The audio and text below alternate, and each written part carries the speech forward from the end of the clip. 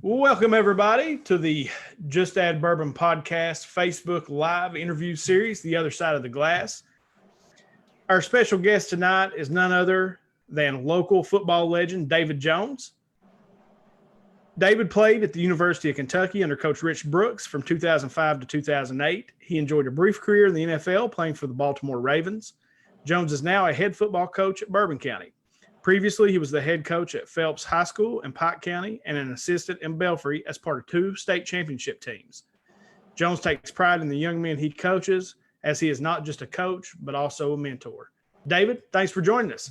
Hey, man, I appreciate y'all having me on tonight. I love supporting anything locally back home and stuff. I think this is awesome, too. It's big time. Cool, man. So how are things in Bourbon County? Man, we just like everywhere else, we getting to start practice and everything, or not practice. Let me rephrase that. Conditioning. Yeah, conditioning. I know I put on the internet I can finally blow the whistle, and then I had a couple, hey, you can't blow the whistle. I was like, I know, it's just a phrase, y'all. So yeah, KHSAA, he is not holding practice. At all. Just conditioning. But no, it's everybody just trying to, do the right thing so we can have a season this year and, and just do what we can do to get things back to normal as a football team. Well, that's what I was going to ask was how, and JD, you can speak to this too, is how has COVID affected really trying to get the football season started? Because, I mean, if I'm not mistaken, maybe you can do strength training, things like that right now, but maybe was it next Monday you can actually start to practice? Well, I don't know about practice or anything. I know that they supposed to come out with something else, but as of right now, we're just restricted to conditioning. No equipment can be handed out. If we do have like pads or something, you have to wipe them down, and I'm sure, that everybody else got everything, doing different types of things. But I mean, it's a lot of rules, and as coach can tell you also, it's just very we're on edge because we, of course we want to do right and we want our kids to be safe. Yeah, like one of the things too, man, that I don't know if you've experienced this, like we ain't letting a lot of footballs out. That's it, yeah. Our kids, they show the football practice, they're ready to throw the pigskin around, man. And of course, you got linemen want to kick field goals for some reason. I don't know what that's about, but yeah. Offensive lineman thinks they're a field goal kicker. I don't know why. Yeah. So you ain't allowed to get a football out right now. So I guess July 1st, what I'm hearing is we're allowed to start to get some groups of 20 or 50. 50, so yep. At least we'll be able to do some board work and stuff like that. But like right now, we're basically staying in groups of 10, man, trying to get what work we can get in and trying to get it. That's it. Yeah, that's the same with us. Are you guys hearing anything yet about like fans, if they're going to let fans come to the games, or do you think you're going to be playing in empty stadiums to start the season? I think that we'll have some sort of fans or spectators or whatever.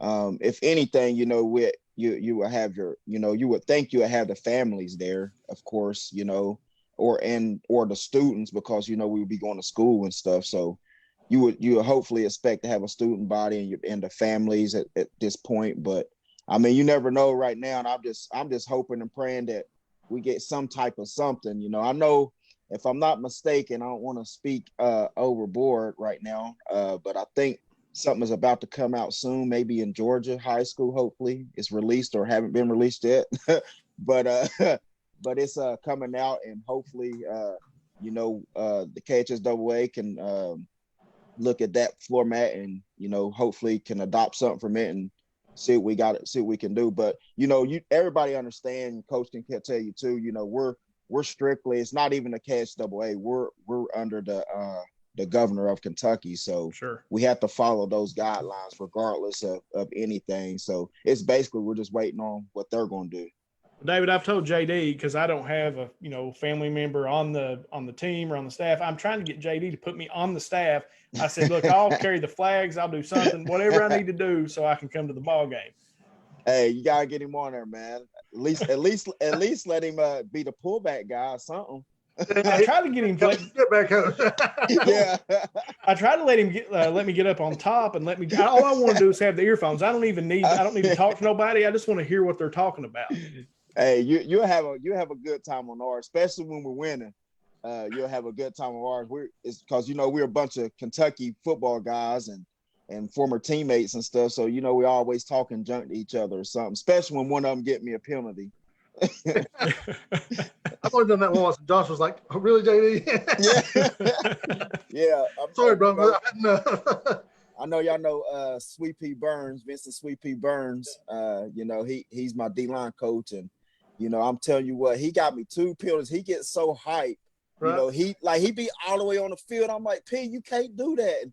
And like he gets so hyped and stuff. We get a flag, He's oh, my bad, coach, my bad, coach. I'm like, no, you got me one.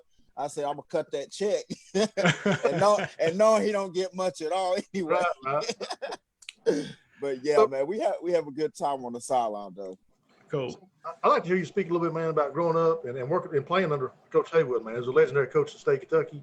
What was that like? And the respect I'm sure that you have for him, as everybody in East Kentucky and even basically the nation has for Philip Haywood, man, is just tremendous. I think he's earned it. So can you speak to that a little bit? Yeah, man. I'm originally from southern West Virginia, a little place called Red Jacket, West Virginia. It's in Mate One. Yeah. I transferred over to Belfry my sophomore year. And the funny thing about it, everybody always like, well, Jones was the one that got the transfer and all this started and all that. I've never in my life ever even talked about it, but this is the true story. Philip Haywood didn't know anything about me at all. Right. My connection with Belfry was actually at the time was the baseball coach, and that was Randy Casey. And Randy, he's like my uncle. His cousin, his first cousin is the guy, that basically adopted me and raised me and stuff like that. So that was my connection to Belfry. It wasn't Philip Haywood. It wasn't nobody. I didn't know nobody. Right. I knew Doug Jr. and them because we played against each other, but I didn't know anybody over there. My nephew had played over there like 3 years prior than I did, 3 or 4 years prior to him in 2000. I think it was 99, 98, something like that. His name is Curtis Childers. Yeah. That's my nephew, my sister's son, and he's older than me, of course, but he played over there, but I had never come across or whatever. But, long story short, I got to Belfry. Coach didn't even had no clue who I was at all. Right. And, I got over there, and I can tell you a little funny story. I remember my first practice there. I got in, and I thought I was going to be that David from West Virginia that had a little cockiness to him and stuff like that. Right. And Coach had a rude awakening for me. I can remember he looked at me. He said, "If you don't go hard, you can take your butt back to West Virginia." And I looked. I was like, "Oh wow, he told me that." So I was like, "Well, I can't go back. I already left. They called me a traitor, so I can't go back." But long story short, Coach Haywood, he's been a great, huge impact on my life, man. He, and what you see with him is what you get. All this that you see about him, coaching the young men up, coaching their lives. I say yes sir, no sir, because of him. And he just wants you to be just a better human being. And that's literally what he thinks about. Of course, everybody wants to win and all that good stuff, but, and that's going to come. But at the same time, the kids and I can speak for myself, play hard for Coach because of who he is. Like I said, he's been a great blessing on my life, and I got the opportunity to come back and coach with him. And, and I had a great time. How many rings? I think I won actually 3. I think 3. I'm not sure. 3. Oh man, see that? I think I won 3. Yeah, that's bad. I'm 2, 3, 4. I'm not sure, guys. Yeah, I'm pretty sure it was 0.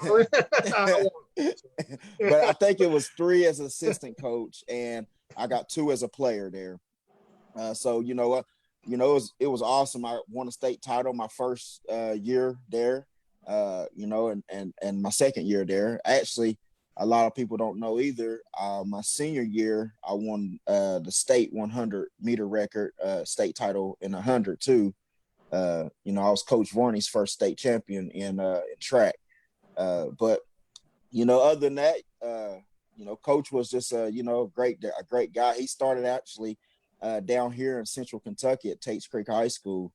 A lot of people don't know that, but he started out down here, and of course he went back home to Prestonsburg. I think he stopped.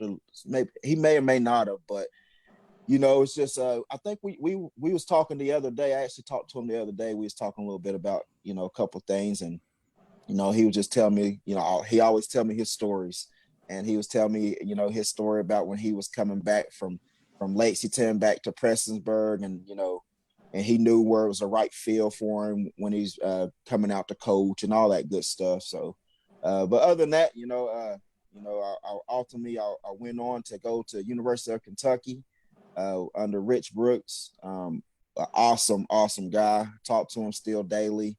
I was going to get him to come in for our golf scramble, but we had to cancel it and everything. But Coach Brooks he reminded me of a wilder Coach Haywood, Right. with a little bit of vocabulary. Right. I may say, yeah, or a whole lot. So let me ask you about that before you go too far, man. Like, so you're at Belfry, you're having all this success. You win the 100-meter dash. And you start being recruited by Kentucky. I'm sure you got recruited by a lot of schools. Mm-hmm. And I'm sure it was pretty cool to be recruited by the SEC school, UK. Like, kind of walk me through that process, man. Like, how was that? Like, and as a 17-year-old, 18-year-old, like, that had to be crazy, right? So yeah, it was wild. A lot of people had that I was going to be going to Ohio State because of the connection I had with Ohio State. Actually, it's my godfather. He actually coached with Woody Hayes at Ohio State. He's big time, in Ohio State right now, involved with him. Long story short, I took my visit to Kentucky. First off, I didn't even know. It's so funny. I didn't even know Kentucky had a football team. Okay. I come from West Virginia. I didn't know. And I was like, and I look at my dad, I'm like they recruit me for basketball, and y'all, and if y'all know me, y'all know I just played defense. I wasn't a basketball player, so I was totally confused. I'm like, hold on, So he's like, no, that's football. I was like, oh, okay. So I went down there. I had a heck of a visit. Of course,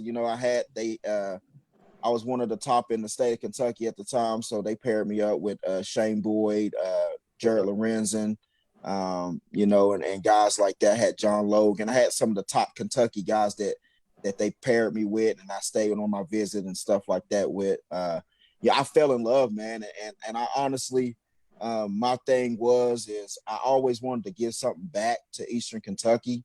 And that's something that they gave to me, and it felt like I had a second chance when I come to Belfry, just to reboost my life and all that stuff. So my whole thing was, what was the best way to give back to where you come from, is represent the Commonwealth, and represent it to the fullest. Keep your nose to the ground, get your education. I graduated with the degree in social work. And I never got in trouble and all that. And that's the one big reason why I did pick Kentucky. And of course, it felt like home. I loved it. It was just it was a home place. We had homebody coaches. We had Chuck Smith was his first year there. Yeah. Dante Wright, he's at WVU now from Lawrence County. He was a GA there. Parker, he was a GA there at the time. So it was a big Kentucky bunch. We had a lot of Kentucky guys and stuff like that. So it was really home to me. So, I told Ohio State I wasn't interested. They took the scholarship, and I committed to Kentucky, and there was all kinds of other schools try to come in and offer me after that, but I wasn't interested, of course. And, I just stayed committed my whole senior year and went on to UK. Cool. So, Coach, you were at every level, from a high level at high school, and then you go to Division I, you go to the NFL. Can you tell us a little bit about that transition? Like, how much faster does the game get at every level? Oh, man, that every one of them, like, even when I got to Kentucky, in high school, I was just faster than everyone. I really didn't have to run fast until we played in the playoffs, got deep down like in the state when we was playing E-Town and stuff like that. I didn't have to really execute my speed. So small story short, my first practice at UK, I'm guarding Keenan Burton, and he smokes me. and I'm like, Jones, like, bro, like, I know you're faster than this. Like, what's going on? Like, and it was just like, no, I wasn't faster than that. It was just like everybody is on the same level as myself. And that's when I really knew that I had to work. And regardless that I was fast in high school, that dude across from me, he's as fast as you or faster. So I knew I had to work hard, man, because the transition from high school to college was unreal. Now to the NFL phase, it wasn't as difficult. It was basically like the SEC. It was a lot easier for me, and things like that. It wasn't as hard. The only thing hard about it is playing, practicing and playing with Ray Lewis, and that's it's intimidating. It's all get out. Little story about him. We're going to eat, and we're in a little cafeteria, in our training facilities, and I'm over there. We from the mountains, y'all. Y'all know we like greasy foods. We like to slob down. So I'm over there slobbing down, and here come Ray Lewis with his $53 million contract, and me trying to get a contract. He sit down beside of me with some fruit, like all kinds of great food. And I just looked at my plate and looked at here. I was like, man, I probably won't be here for long. so that was like one thing. And, he never really talked to me until I made a play. I picked off Troy Smith. Troy Smith, a quarterback from Ohio State, Heisman winner. He was our quarterback at the time too, him and Joe Flacco and Beck. And we was in practice, and I picked Troy off like 2 times, and that's whenever he started calling me Wrong Turn, because of the story in West Virginia, the movie Wrong Turn.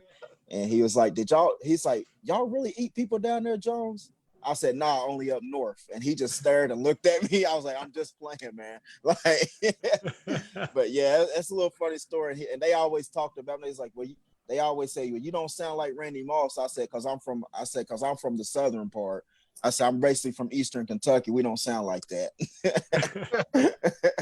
Yeah, it's a little different. Yeah, a whole lot.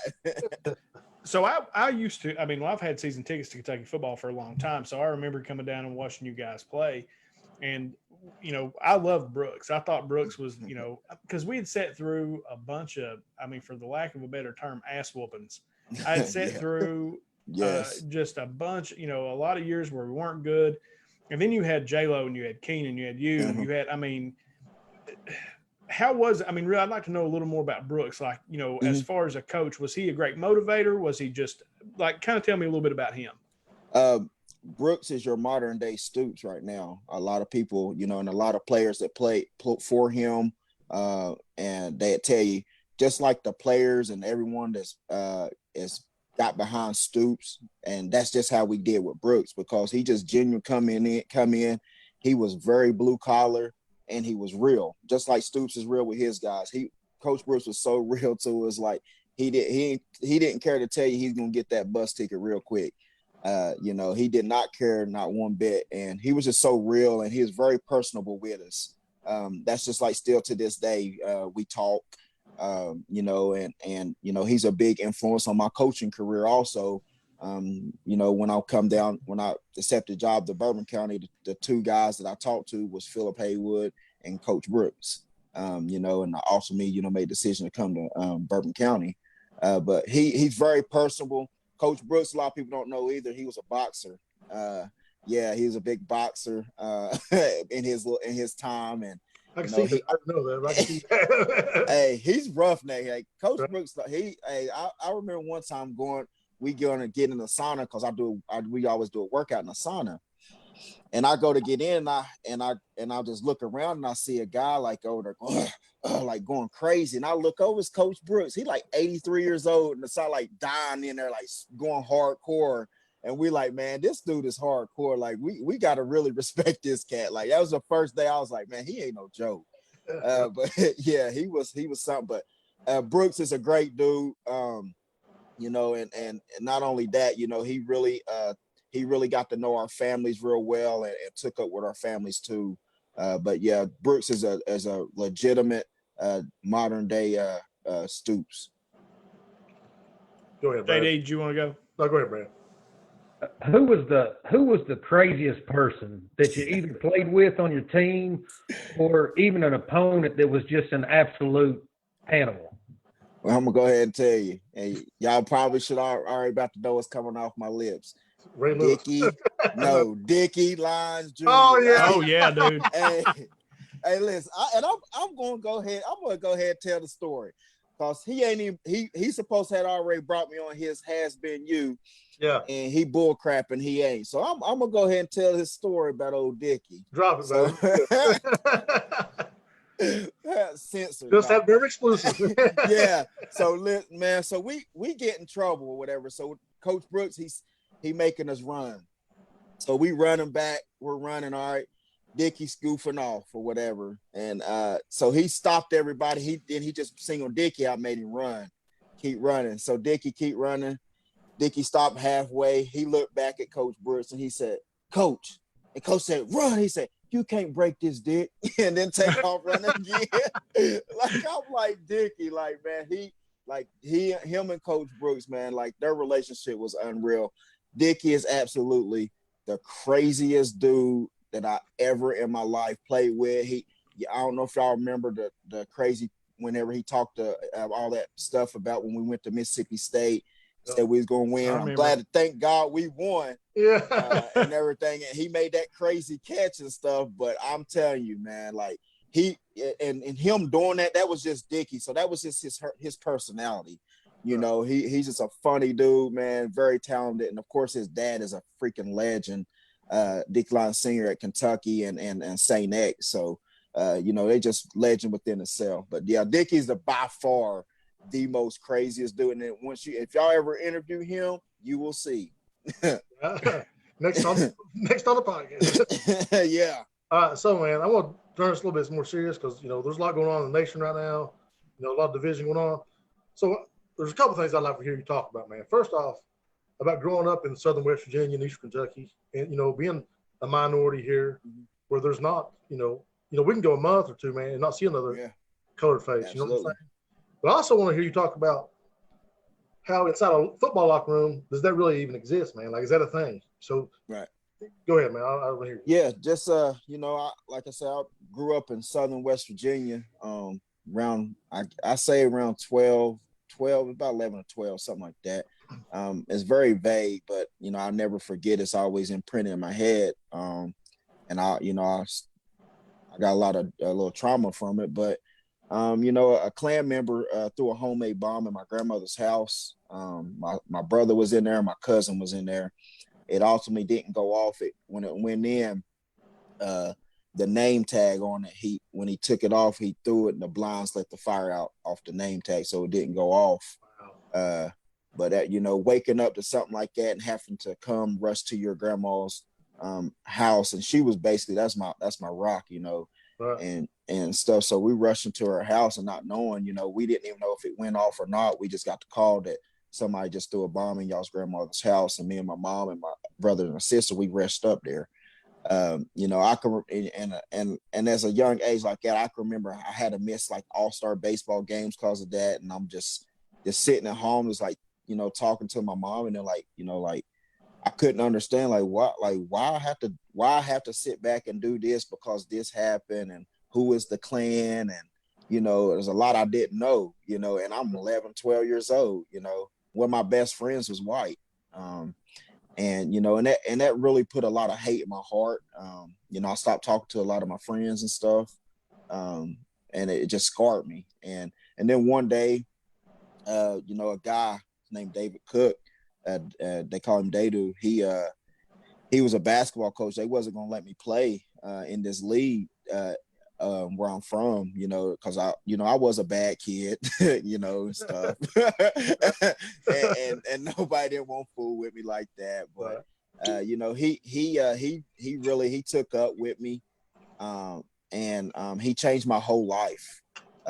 He showed me things that I never thought that I could ever believe in again, and that's trusting a white person, because the hate that they did to my grandma, and she didn't know him from apple butter, she didn't know him, and just the trust that he instilled in me, and he owned heavy hauling equipment, and he lost several businesses because they never knew that his son, that he always announced me as his son to his friends, everybody. He was proud of me. And this was before Kentucky, before Belfry, for anything. He was just proud of me and things like that. But he announced me as his son and things. And there's been people that he was working for, going to work for, and they'd make racial comments, and he would just discharge their services and wouldn't do the work. And he lost money for that. And my thinking is, I have a white man doing this for me, a kid that he had no relations with my mother at all, or nothing like that. It was just he was genuine to me. Yes, to me, and still to this day, that's my dad, and he just changed my whole outlook and things on life. He taught me about my own race that I didn't even know, really. When his best friend is black, he's from my area too. But the crazy part about that is I was a young boy. I was probably around like 8 or 9, and I used to wait by the mountain. And there's this old guy. Older man. He used to come and go up in the mountains and go ginsenging, and I would wait there every time he come, and it'd be on like Saturday, Sunday, something like that. And I always wait, and he'd always give me his banana and stuff every time. It's an older white man, and and then and long story short, I say probably 10 years later, that old white man was Dadu's grandfather, and I never even knew it. I didn't even know it when I met him. I didn't even know it till after I got with him, and I seen pictures in his house. I said, I know him, and he had passed away. Right. And I was like, I know him. He's like, yes, my grandfather. I'm like, hey, he used to give me his banana, like, All right. So, yeah, like he was a great human. So, but like I ultimately, he never not one time missed a Belfry game or any of my games, high school. And I know it's going to sound crazy, but the love he had for me, he never missed a college game. And I'm not lying to y'all. He went to the away games and everything. Really? Got made fun of from being from Southern West Virginia, Kentucky, because he was in Louisiana. He about got down there in Louisiana and stuff. So hold on. I've heard people from Louisiana talk. They should not be making fun of us. Exactly. That's what we was talking about. I'm like, I don't know, but he never not missed a game at all.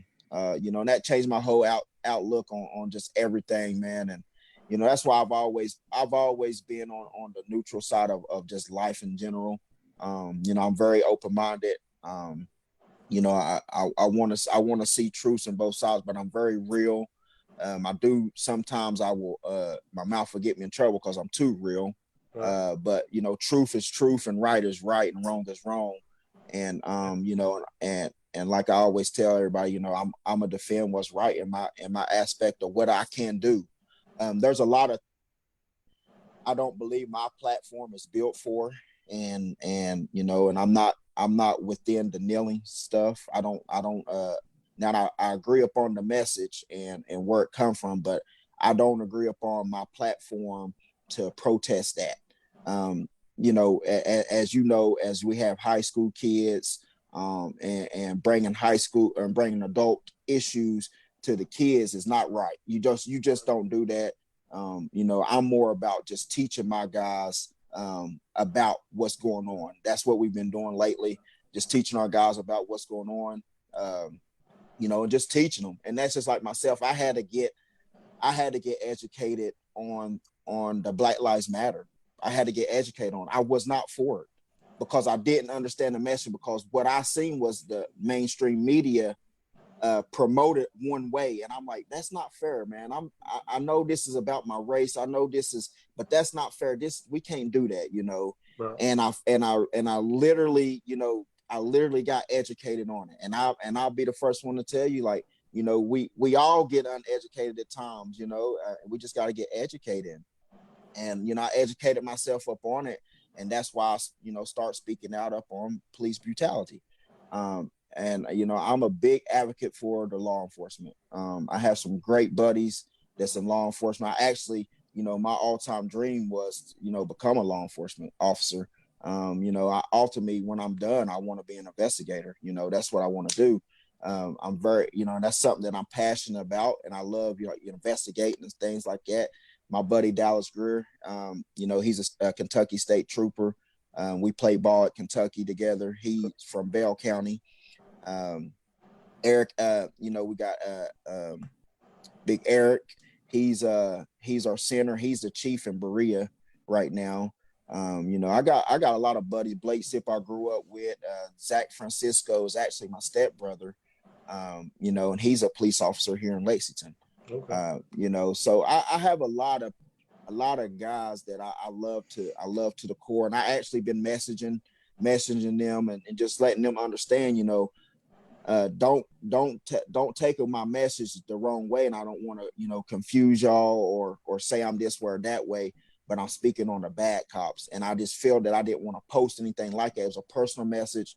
I wanted to let them know, like, look, y'all know who I am. Y'all know I love y'all, and I wish, you know, nothing but greatness. And I don't believe in that looting crap. I don't believe in all this bull crap that's going on. You know, my thing is I'm speaking on police brutality and the things, and that's the black cops, that's the white cops, that's the Asian cops. Also, as we seen in the video, it wasn't just white cops. That's all of them. That's been out in the media, and the media try to make it to a perspective of white and black.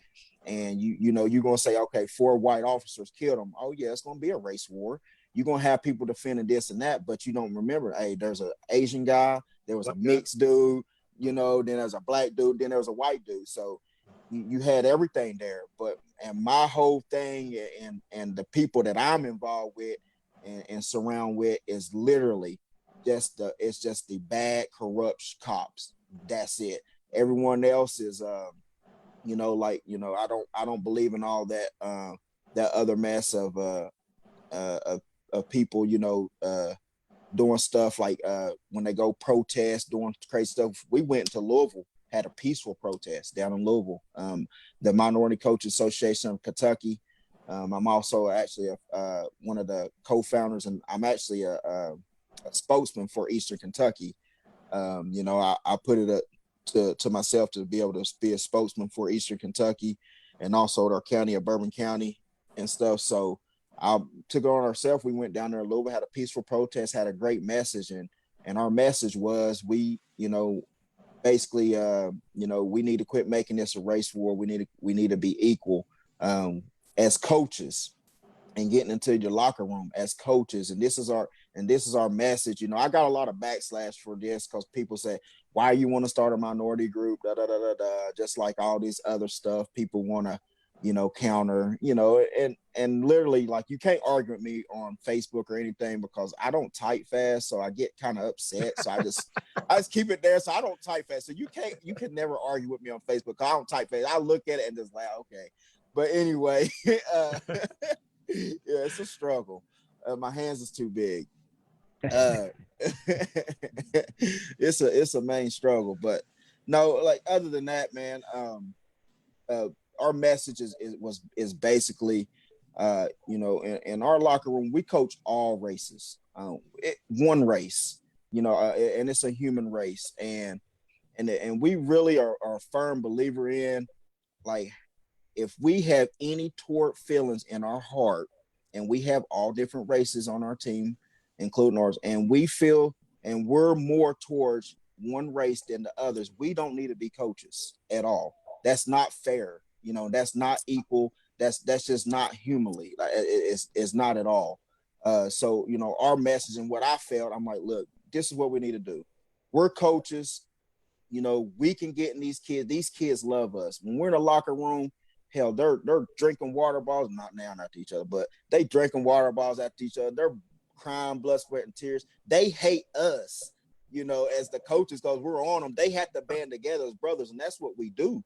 You know, we band them together as brothers, you know, and their parents may not be there, but that white person, that black person, that may be all they got in that locker room. So there's no color in locker room, in the locker room. And as coaches, we can teach that positivity. So for an example, and that's with anybody, muscle memory, everybody know it. If we teaching what we're teaching in our locker room and it's the positive way, they go home, they may be getting taught a certain way and they may have to act a certain way. But when they grow up, when it's most needed, they're going to know this is not how we should do it. We had Coach Jones, we had Coach Terry, he's Polynesian. We had Coach Wells, he's a white guy. Just certain, we had those guys that really loved us, and all is not like that, or we shouldn't think like this. They taught us how to be this way. So that's one of the messages that the Minority Coach Association that we're trying to get out there. And not only that, we are working with outside of our race.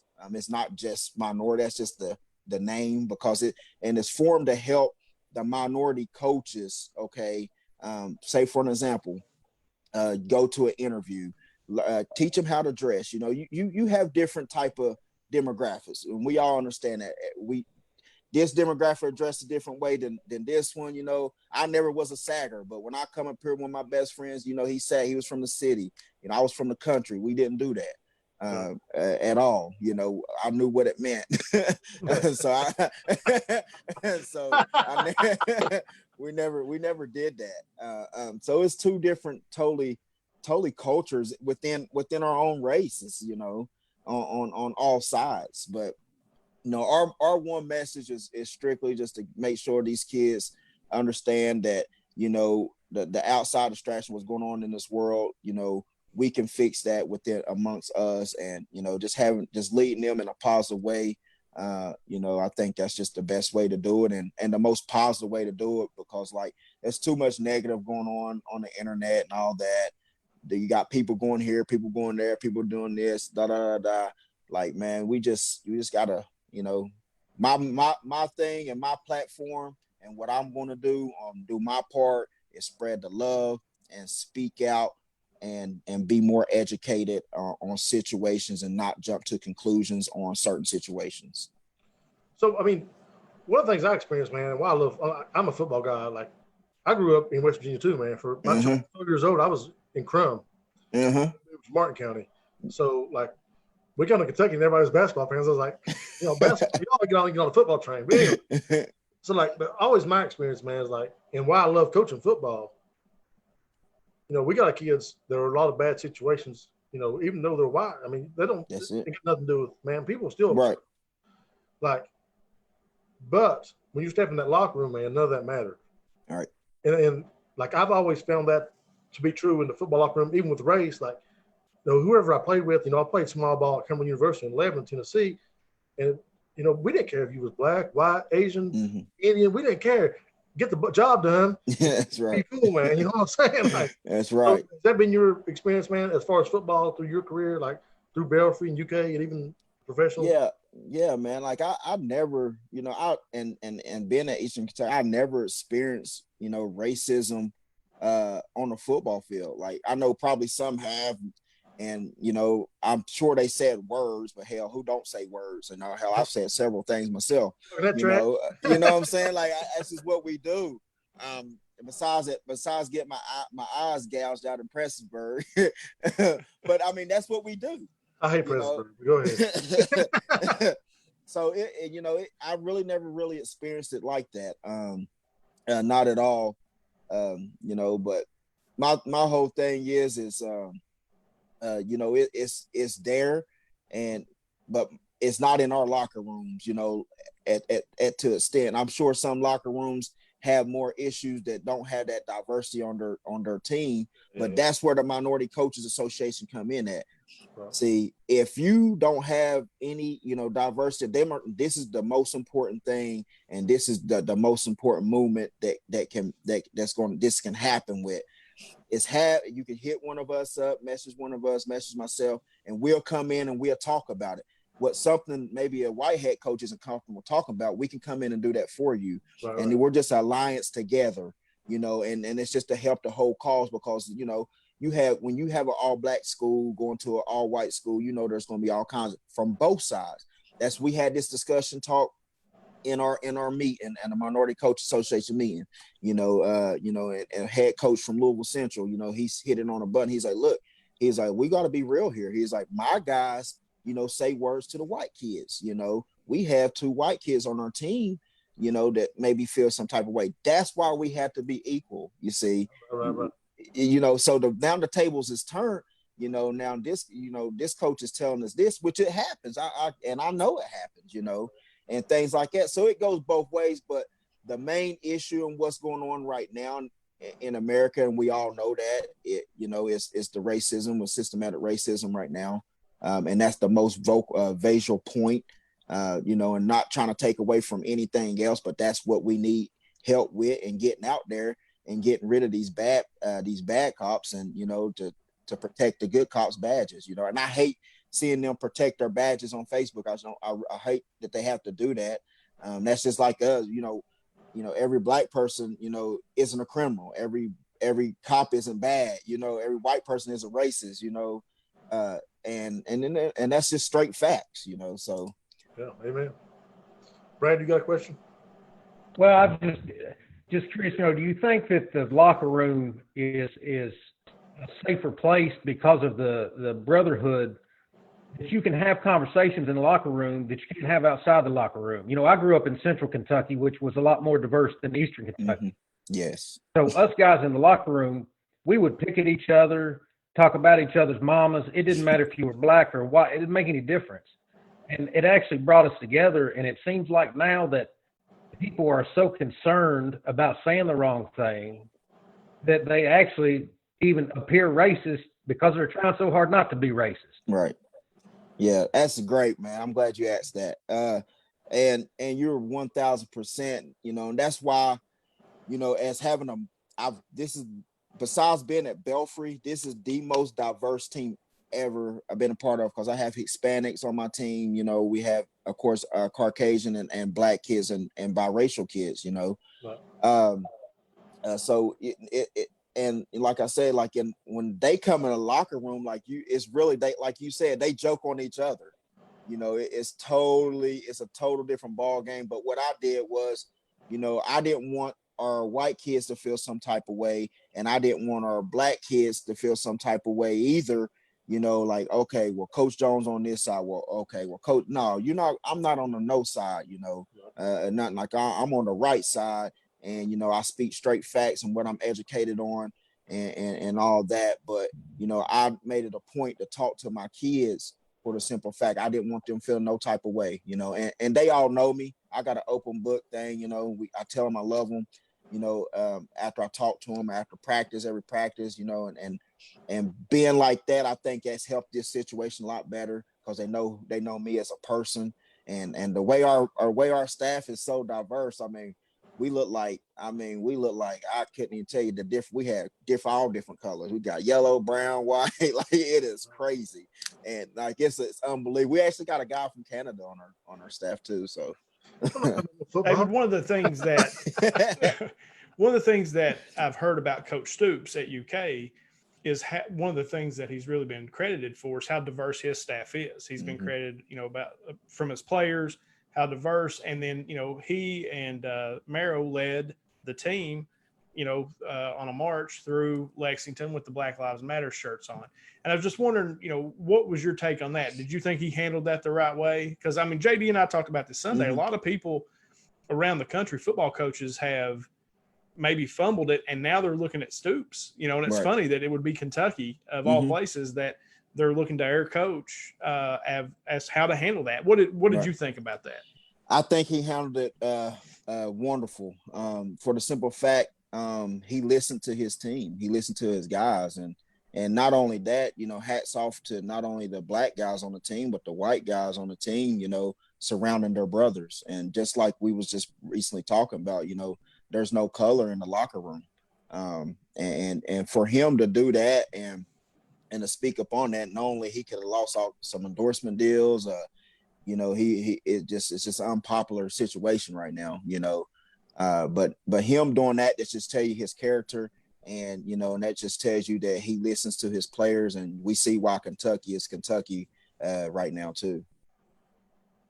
Yeah, cool. JD, did you have another question? I did, but I may have been drinking a little bit too hard.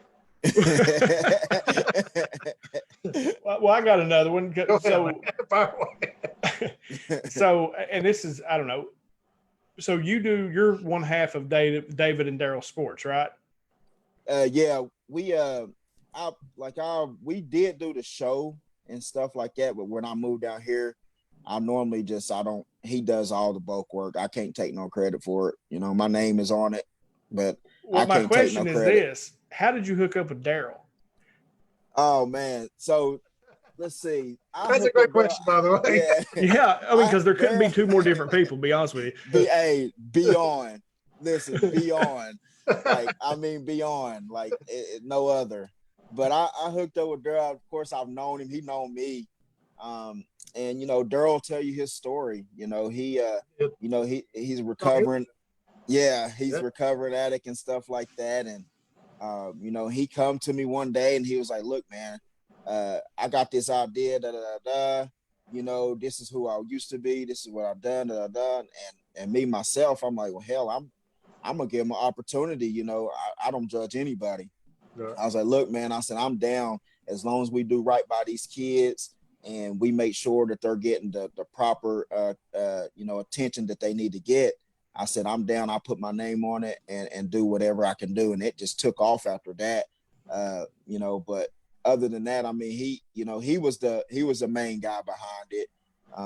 And things like that. I tried to start a little something like this beforehand. I just didn't have the time to do it. And you know, he take the time out and do it. And you know, he does some stuff on there that I don't like, but he takes time out and do his thing. Just put it.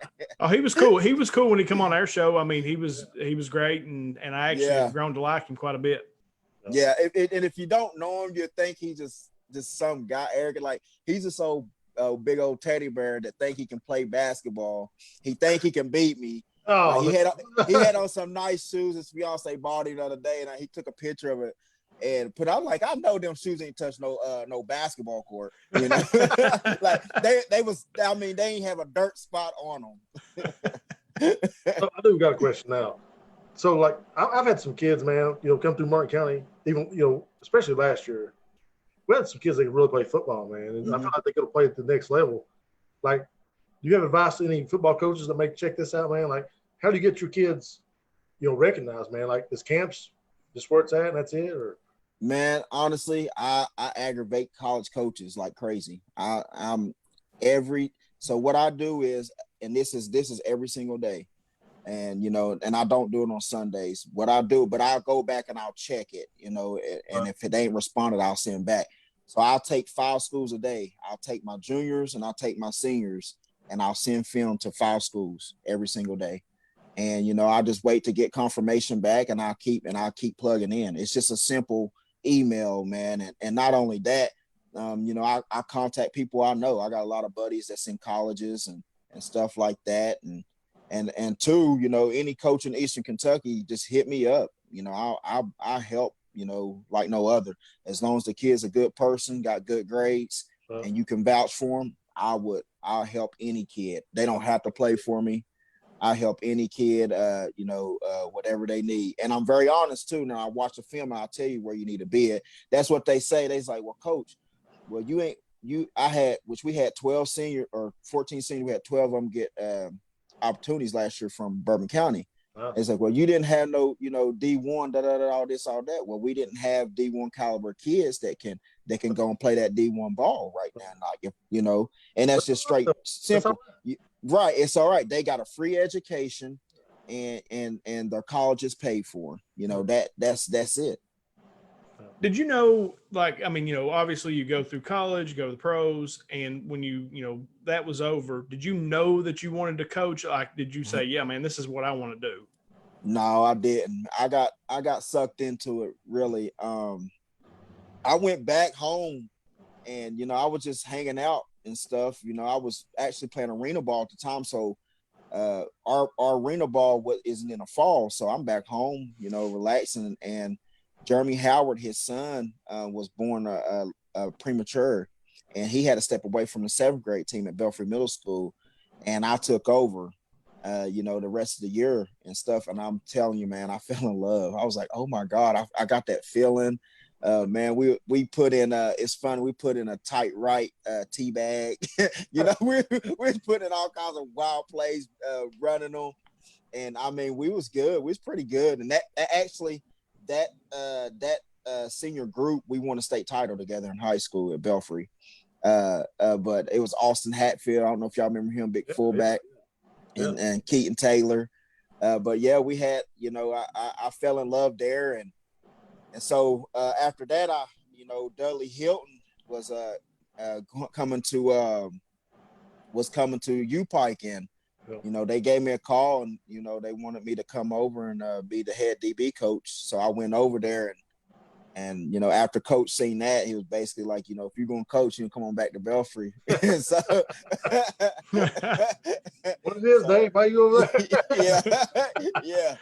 So I left from there after that year, and I went to Belfry, and I actually got groomed up and studied under some great guys with Todd Castle, Coach Varney, of course Coach Haywood, Coach Tackett. Man, I learned so much from them guys, and I was just ready to take on an opportunity, and and a lot of people was like, Phelps.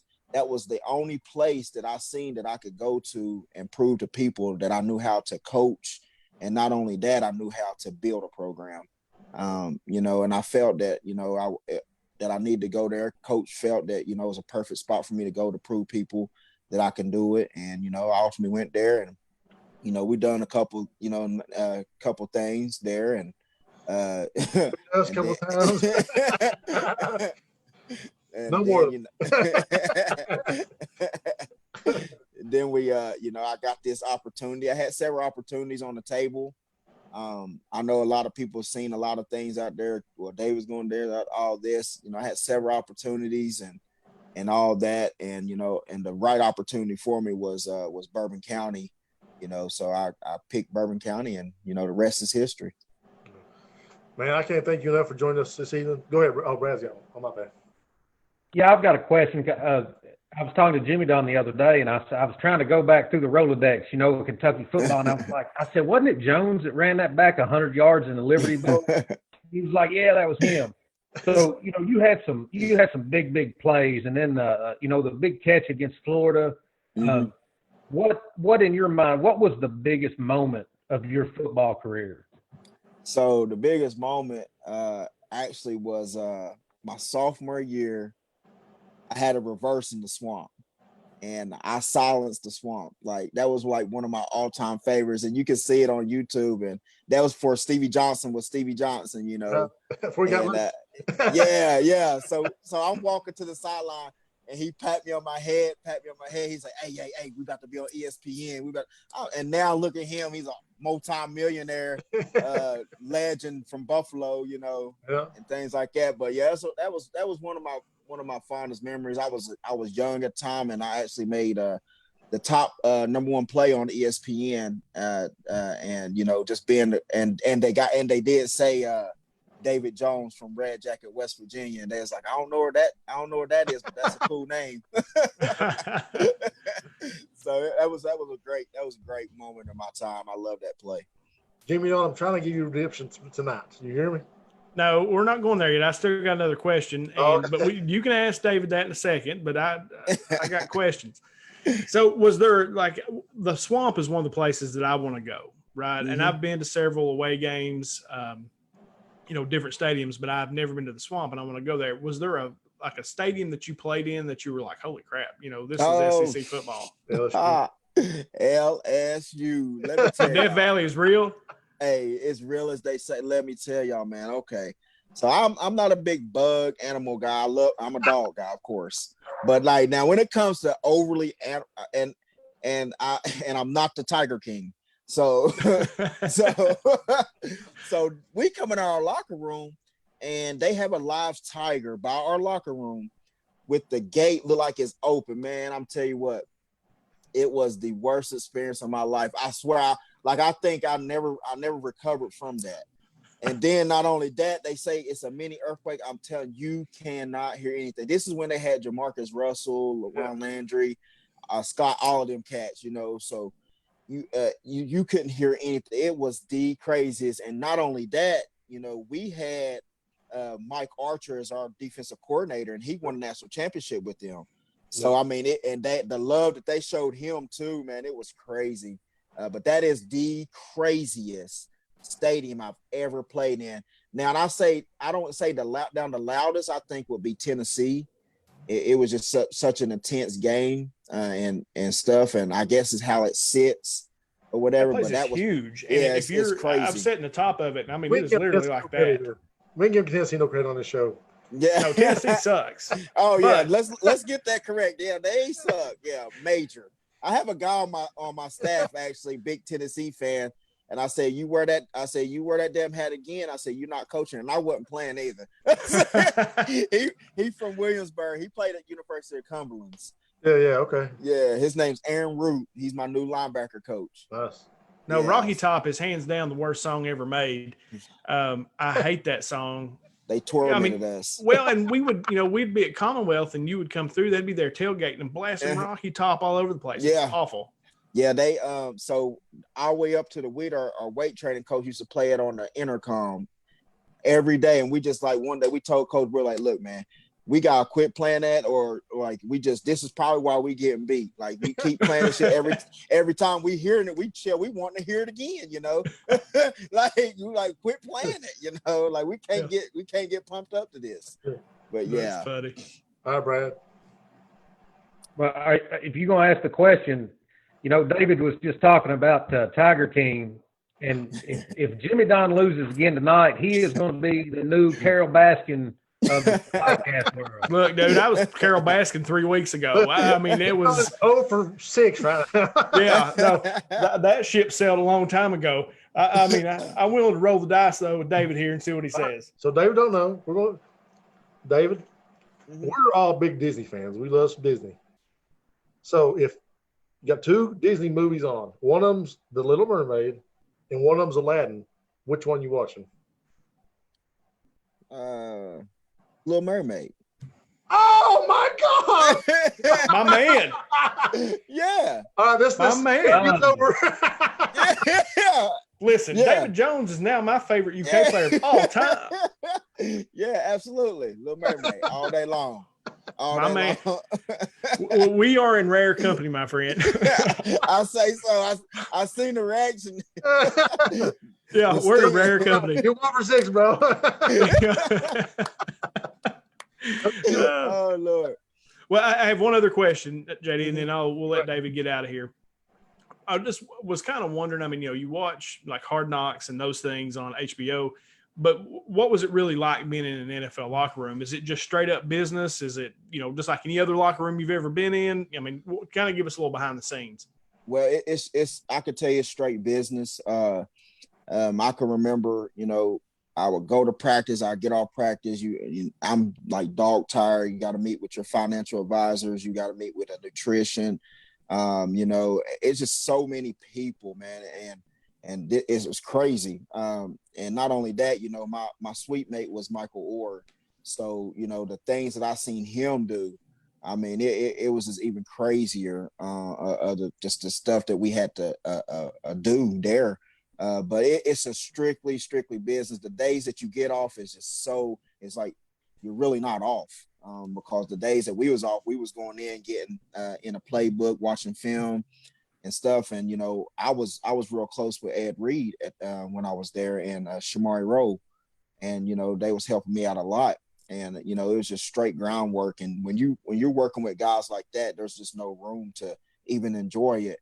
You know, a lot of people like, did you enjoy? I didn't enjoy the NFL, not one bit. You know, it was one of those things like, you know, when I got cut, they was like, you know, if you clear waivers, we talk about practice squad, or they was like, the Cleveland Browns is interested in you if they claim you off. I was just really like at the point, like, I don't even care. Like, I just want to go, I just want to go start my life, man, and just be normal. It was literally just like that.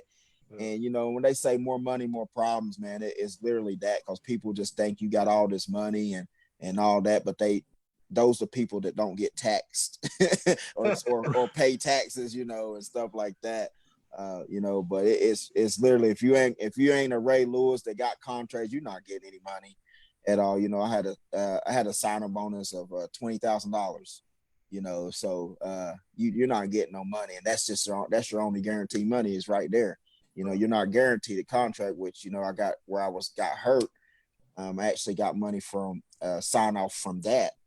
But other than that, you're not getting nothing. You're gonna they're gonna get all the taxes from you, and they're gonna get probably like 30 to 40% of it, and you're gonna get the rest. But it was an awesome experience. I wouldn't change anything for the world, but the NFL mean is the real meaning, not for long. Right. Well, man, we seriously, it's our time's about up. So we just want to thank you again for coming on with us, man. That was a lot of fun. I really enjoyed it. Did he leave us? No. There he is. Okay, there you go.